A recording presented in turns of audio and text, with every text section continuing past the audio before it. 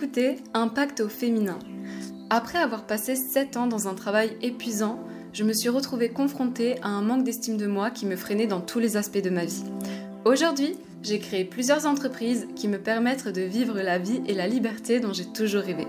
Je suis là pour partager avec toi les meilleurs outils qui m'ont permis de prendre pleinement le pouvoir de ma vie. Ensemble, nous explorons le design humain en profondeur, une approche révolutionnaire pour mieux te comprendre, ainsi que les thérapies naturelles qui te permettront d'entreprendre dans ce qui est juste pour toi et de faire respecter tes besoins réels. À travers des partages, des histoires impactantes, mon but est de te booster, de t'inspirer pour passer à l'action et de te donner les meilleurs outils nécessaires pour augmenter ton chiffre d'affaires. Afin que toi aussi, tu puisses te rapprocher de la vie que tu désires réellement. Je suis ravie de t'accueillir ici, sur le chemin de l'entrepreneuriat féminin. Il est temps de briser les barrières, de montrer au monde ta force, ton talent. Prépare-toi à transformer ta vie, à prendre confiance, à t'élever spirituellement et professionnellement. Alors c'est parti, rentrons dans l'épisode. Hello et bienvenue dans ce nouvel épisode d'Impact au féminin. Je suis ravie de vous retrouver aujourd'hui pour ce nouvel épisode. Comment avoir le déclic pour passer à l'action? Ça va intéresser plusieurs personnes d'entre vous parce qu'à travers mes réseaux sociaux, vous êtes beaucoup à me demander « Oui, mais Lisa, comment est-ce que tu as fait, toi, pour quitter ton travail du jour au lendemain sans sécurité financière et te lancer dans une entreprise au final, que c'était quelque chose de complètement nouveau ?» En plus, à cette époque où moi je me suis lancée dans l'entrepreneuriat en ligne, c'était déjà connu, mais bon, c'était encore tout frais. Donc voilà, il y avait beaucoup de préjugés et de critiques de la part de mon entourage. Et mon but à travers cet épisode, c'est que vous ayez vraiment le déclic, que vous vous posiez les bonnes questions et que vous lanciez enfin votre projet, que ce soit une chaîne YouTube, que vous avez un projet entrepreneurial ou autre. Mon but, c'est vraiment de vous aider, de vous parler de ce que moi m'a aidé et qu'est-ce qui aide mes clients au jour d'aujourd'hui et mes élèves dans la formation Design Humain. Alors avant tout, si tu viens d'arriver par ici et que tu ne me connais pas, je m'appelle Elisa, je suis formatrice en design humain, je suis également naturopathe et pense aussi à t'abonner pour suivre le reste de mes partages sur le Human Design parce que je vais l'aborder dans cet épisode et à noter le podcast, peu importe la plateforme que tu utilises, tu sais que ça fait connaître du coup tous les outils que je vous partage et le message à travers le design humain. Alors ce que je te propose, c'est qu'on rentre tout de suite dans l'épisode où on va voir 5 grands points qui vont t'aider à avoir le déclic et passer à l'action. Alors le premier point que je vais aborder avec toi, c'est est-ce que tu es sûr que tu veux vraiment ça? La plupart du temps, et surtout au jour d'aujourd'hui avec les réseaux sociaux, c'est vrai qu'on est soumis à beaucoup d'opinions, beaucoup d'idées, qu'il y a beaucoup de choses qui passent devant nous et souvent on se dit, lui il a écrit son livre, lui il a créé sa chaîne YouTube, moi aussi je veux faire ça, mais est-ce que tu veux vraiment le faire pour toi ou est-ce que c'est pour prouver? Et c'est vrai que ce que je vais aborder à travers ce podcast, vous l'avez peut-être déjà entendu, mais entendre, c'est pas appliquer, c'est comme savoir et ne pas faire, ce n'est pas savoir au final. Donc, ce que je vais vous dire, c'est qu'ici, le plus important, c'est de vous poser cette question. Est-ce que tu es sûr que tu veux vraiment ça, que tu le fais pas pour quelqu'un d'autre? Est-ce que tu le fais pour les bonnes raisons? Quel est l'essence de ce projet? Quel est ton pourquoi derrière? Et c'est là où je vous parle justement de design humain parce que l'idée, c'est de se connaître à fond, de connaître vraiment notre manière de fonctionner. Si par exemple, tu es une personne qui est pas du matin, mais vraiment tu détestes ça et que tu t'imposes à faire un miracle morning, je suis désolée, mais à un moment donné, il faut aussi apprendre à se connaître et tu sais que voilà, la productivité, elle vient aussi de ça. Par exemple, moi, je sais que je suis ultra productive le matin et tard le soir. D'ailleurs, quand je vous tourne cet épisode, il est tard. Il est tard, mais du coup, je sais que c'est là où je vais être très productive, où je vais réussir à batcher mes idées et à pouvoir créer de la manière la plus fluide possible. Donc vraiment, apprendre à se connaître, c'est savoir se positionner sur ses idées, être ferme et surtout faire valoir son authenticité parce qu'au jour d'aujourd'hui, il y a des choses que tu aimes faire, qu'il y a des gens, c'est pas forcément leur truc et il y a vraiment des choses que tu peux partager avec le monde et que tu ne fais pas. Pourquoi? Parce qu'en fait, tu es plus en train de suivre les rêves des autres que tes propres rêves. Donc la première question à te poser, c'est ok, là ça fait, je sais pas moi, 1 an que je procrastine pour me lancer, mais est-ce que c'est vraiment ça que je veux faire? Est-ce que c'est vraiment aligné avec moi et au final avec ma personnalité? Le deuxième point, ça va être de vous poser 3 questions. En fait, qu'est-ce que vous ressentez quand vous pensez à ce projet et c'est quoi les potentiels regrets qui vont surgir si vous passez pas à l'action et pourquoi est-ce que vous voulez le faire? Au jour d'aujourd'hui, et ça, en fait, c'était mon 5e point, mais je vais tout de suite en parler. Un jour, tout ça, ça va s'arrêter. La vie, elle est limitée. Votre temps est limité. Et d'ailleurs, moi, pour la petite histoire, c'est ça qui m'a vraiment fait quitter mon travail. Donc, je vous remets dans le contexte. On est en 2018, en février 2018 pour être plus précise.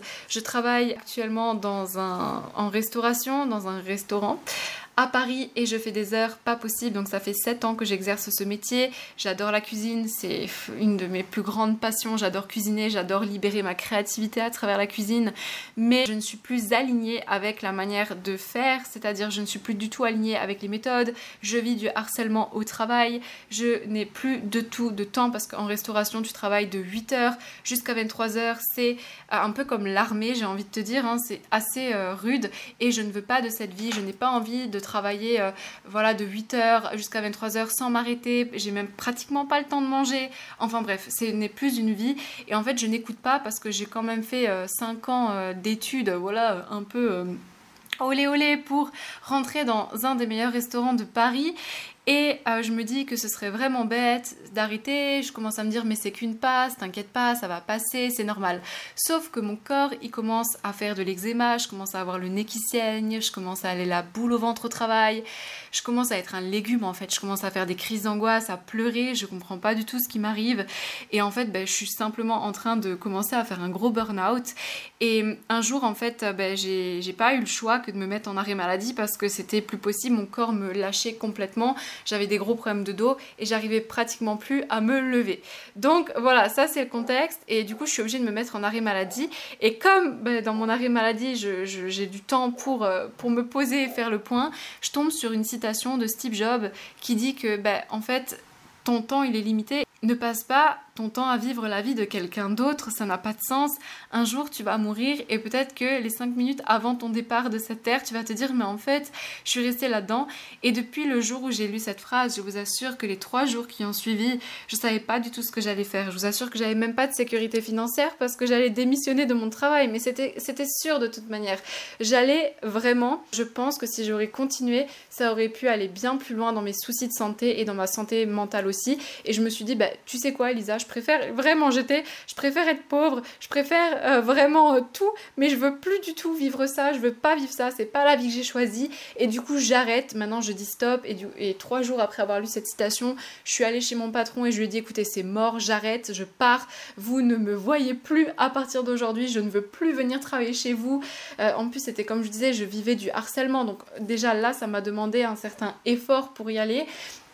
Enfin voilà, à l'époque j'étais pas du tout dans ce milieu de développement personnel, j'avais pas confiance en moi, j'avais pas d'estime de moi-même, donc pour moi c'était huge quoi, c'était vraiment c'était ouf ce que je venais de faire et je quitte et là tout mon entourage, mais Elisa mais t'es malade, pourquoi t'as fait ça, t'as fait 5 ans d'études où tu devais tenir, oui parce que voilà j'étais rentrée dans une école de gastronomie à Paris et pour rentrer dans cette école de gastronomie eh bien il faut tenir un niveau assez soutenu les années d'avant pour pouvoir rentrer dans cette école là, donc soit faire des concours, soit avoir des notes de ouf et c'est ce que j'ai fait plusieurs concours, j'avais un bulletin de ouf, mais bon, c'était pas ça ma vie. Et puis, comme quoi, le fait de bien réussir à l'école, ça vous assure rien du tout.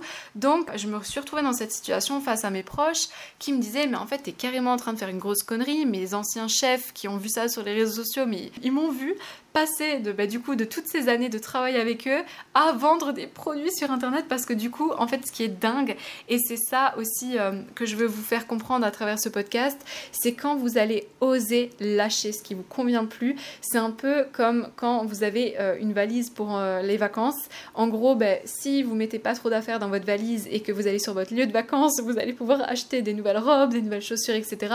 Par contre si vous vous entêtez à tout le temps remplir votre valise, eh bien il n'y a rien de nouveau qui peut arriver.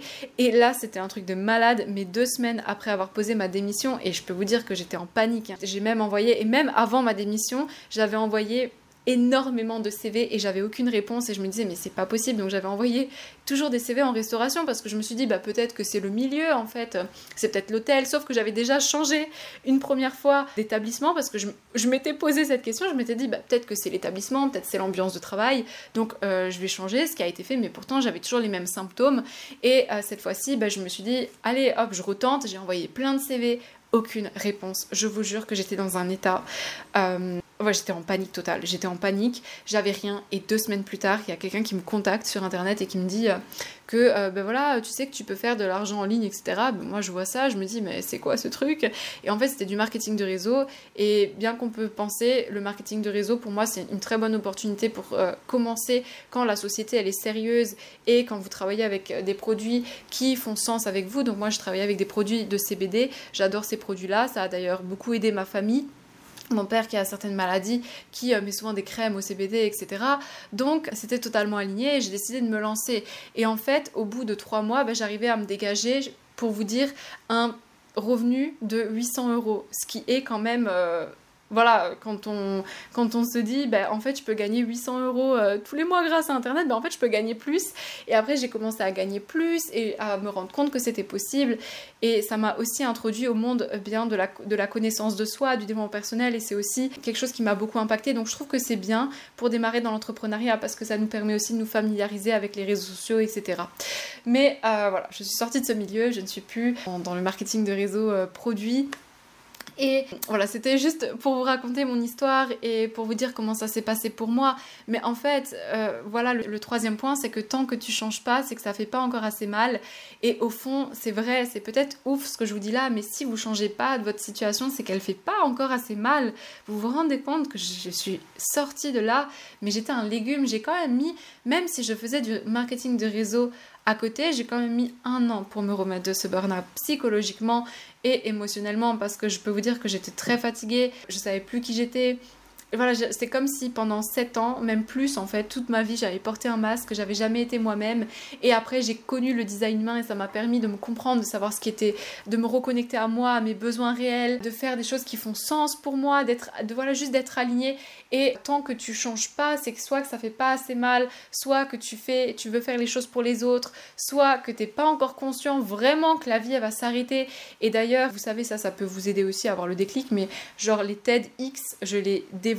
Surtout quand j'ai démarré dans l'entrepreneuriat, je dévorais tous les TED. C'est une chaîne qui en général reçoit des entrepreneurs qui ont des histoires assez exceptionnelles. Donc voilà, c'est hyper intéressant de s'inspirer de biographies et je lisais beaucoup, j'ai lu la biographie de Steve Jobs, j'ai lu différentes biographies qui m'ont moi beaucoup impactée et je lis toujours des biographies parce que je sais que ça m'aide en fait à avoir des déclics et je suis hyper inspirée par l'histoire des gens parce que je me dis mais en fait Elisa, si eux ils l'ont fait, mais toi tu peux carrément le faire et si en fait si moi j'ai fait ça, vous pouvez le faire et encore mieux parce qu'aujourd'hui on a plus d'outils, l'information elle est encore plus accessible, il y a beaucoup plus d'innovation en termes de travailler de chez soi, de pouvoir créer des revenus facilement. Donc vraiment, il n'y a pas d'excuses et ça va être aussi mon dernier point, mais lâcher toutes les attentes mentales et oser travailler sur ses croyances parce que si aujourd'hui vous passez pas à l'action, c'est peut-être qu'il y a quelque chose qui vous retient. Moi je sais qu'il y a quelque chose qui m'a beaucoup retenu, c'était le fait de, la vie c'est métro boulot dodo et tu dois travailler chez un patron et tu dois avoir un CDI et après comme que j'étais jamais vraiment moi-même dans ma vie, je me qualifiais quand même d'une personne assez nulle, je me remettais tout le temps en question, je me disais mais t'es pas capable, de toute manière voilà ce que tu fais c'est pas bien, je me comparais aux autres, mais vraiment je vous dis, attendez, parce que juste aussi pour vous remettre dans un autre contexte, je viens d'un petit village où il y a même pas de gare, où il y a 800 habitants, où tout le monde est... Enfin, pas tout le monde, mais c'est quand même assez fermé d'esprit. Deuxièmement, je n'ai pas eu d'héritage. Mes parents, ils n'avaient pas d'argent. Je ne suis pas du tout issue d'une famille d'entrepreneurs. Aucune personne dans ma famille est entrepreneur et aucune personne dans ma famille n'est millionnaire. D'accord ? Ensuite, je suis partie de là, je n'avais aucun réseau dans l'entrepreneuriat. Aucun réseau. Je n'avais aucune confiance en moi, je n'avais aucun travail sur moi-même, j'avais jamais ouvert un livre. Si vous connaissez mon histoire, vous savez qu'à l'âge de 15 ans, j'ai quitté les études parce que justement, j'avais l'impression d'être un extraterrestre sur cette terre. Et c'est comme ça qu'au final, je suis rentrée dans la cuisine parce que j'ai eu... en fait, j'avais besoin de me faire des sous, mes parents n'avaient pas d'argent, il fallait que je me paye mon permis de conduire. Et je faisais la vaisselle dans un restaurant, s'il vous plaît, à l'âge de 16 ans. Ça veut dire que mes potes, ils allaient faire des études supérieures. Bon, parce qu'à l'époque, moi, je pouvais me dire « Ah, mais lui, il est médecin. » Et moi, je faisais la vaisselle dans un restaurant, s'il vous plaît. Donc, pendant que tous mes potes, ils allaient en sortie, j'avais 16 ans, hein, pendant qu'ils allaient en sortie le samedi soir, le dimanche, etc., moi, j'étais dans un resto à faire la vaisselle, à faire le ménage. Pourquoi ? Parce que je devais gagner de l'argent et payer tout ce qu'il fallait payer. En soi, mon permis, aider mes parents parce qu'ils n'avaient pas de sous. Ma mère, elle avait encore fait une rechute dans sa dépression. C'est aussi une des raisons pour lesquelles j'ai arrêté le lycée à l'âge de 15 ans, oui, parce que j'ai eu mon anniversaire, après j'ai eu 16 ans, donc j'ai pu partir officiellement, mais je séchais beaucoup les cours. Vraiment, je vous dis, j'ai vécu des trucs, mais vraiment, je viens de hyper loin, quoi, vraiment. Donc je pense que vous avez des choses que moi, j'avais pas, et ça va être encore plus facile pour vous de vous lancer, parce que je vous dis que j'avais pas de confiance en moi, j'avais pas d'argent, j'avais pas d'héritage, j'avais pas de réseau. Je viens d'un petit village ultra paumé d'Alsace, et j'avais juste, en fait, une croyance qui était en moi, que je savais que j'étais faite pour plus, en fait. Je savais que je pouvais avoir plus. Parce que s'il y a des gens qui peuvent avoir plus aujourd'hui, ça veut dire que moi aussi je peux l'avoir. Et vous pouvez avoir ça. Et vous pouvez avoir tout ce que vous voulez si vous le pensez possible. Ça part d'une croyance, ça part de votre mindset. Si aujourd'hui vous pensez que c'est pas possible de réussir sur Internet, ben ça le sera pas. Pourquoi ? Parce que en fait vos pensées elles créent votre réalité et du coup ça envoie aussi les messages à l'univers et c'est hyper important d'être connecté à cette source là qui, la vie elle vous veut que du bien. Et même si aujourd'hui vous pensez que c'est de la merde, des choses qui vous arrivent, en fait c'est que des opportunités pour vous de grandir, pour vous préparer à ce qui va arriver, d'accord ? Et je ferai un autre épisode de podcast là-dessus parce que justement ces 2 dernières semaines il m'est arrivé 2 situations assez challengeantes mais qui m'ont fait comprendre que si je ne réglais pas ces 2 situations challengeantes dans ma vie, eh bien je ne pourrais pas créer plus dans ma vie et que mes fondations devaient être solides. Donc vos fondations doivent être solides, donc travaillez sur vos croyances, pensez qu'un jour tout ça va s'arrêter et voilà pour mon partage d'aujourd'hui. Donc je crois que je vais plus souvent vous faire les podcasts avec mon micro-cravate parce que comme dit, là ça fait plusieurs épisodes que j'enregistre très spontané et vous savez que je suis hyper spontanée, comme je vous parle, c'est comme si on prenait un café ensemble. Donc encore une fois, pensez à partager l'épisode de podcast à une personne autour de vous que vous pensez que ça va aider cette personne. Pensez à noter le podcast aussi pour faire connaître le design humain, mon travail et les outils de connaissance de soi. Pour aller plus loin dans le design humain, tu peux calculer ta carte directement sur mon site internet. Le lien, il est dans la description et comme ça, tu peux entamer et commencer ce travail sur la connaissance de soi qui est juste extraordinaire avec le design humain. Donc voilà, je te souhaite une lumineuse journée et soirée et je te dis à très vite pour un nouvel épisode d'Impact au féminin.